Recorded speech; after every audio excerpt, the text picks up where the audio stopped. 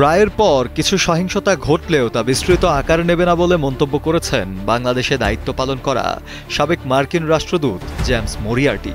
তার মতে, ক্ষমতাচ্যুত প্রধানমন্ত্রী শেখ হাসিনাকে ঘিরে আজকের রায়ের গুরুত্ব অত্যন্ত বড়। দোষী সাব্যস্ত হওয়ার সিদ্ধান্ত এলে কিছু অস্থিরতা দেখা দিতে পারে, তবে পরিস্থিতি উল্লেখযোগ্যভাবে অবনতির দিকে যাবে না।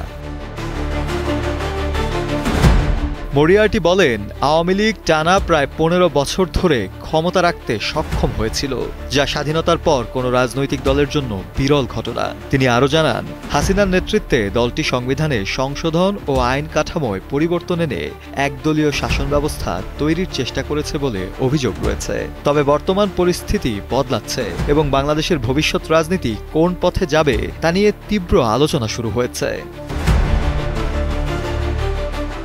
মোনালিসা হেভি ফ্লো 15 পিস প্যাকেটের সাথে 8 পিসের একটি প্যাকেট একদম ফ্রি। আওয়ামী লীগ নেতাকর্মীদের প্রসঙ্গে মরিয়ার্টির মন্তব্য, তারা এখন এক ধরনের সংকটপূর্ণ পথের সামনে দাঁড়িয়ে আছে এবং আগামীর রাজনৈতিক প্রেক্ষাপটে কি ভূমিকা গ্রহণ করবে সেটি নির্ধারণ করতে হবে। তিনি আরও যুক্ত করেন, রায়ে যদি হাসিনা খালাস পান তাহলে বড় মাত্রার আন্দোলন দেখা দিতে পারে, কারণ দেশের রাজনৈতিক পরিবেশ তেমনই ইঙ্গিত দিচ্ছে। উল্লেখ্য, মরিয়ার্টি 2008 থেকে 2011 সাল পর্যন্ত বাংলাদেশে মার্কিন রাষ্ট্রদূতের দায়িত্ব পালন করেছেন।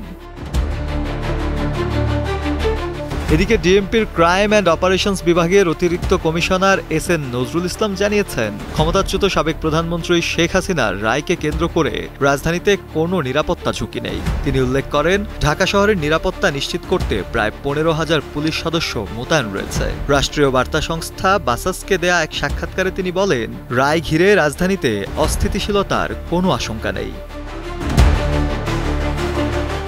শফিউল মাওলা, কালের কণ্ঠ।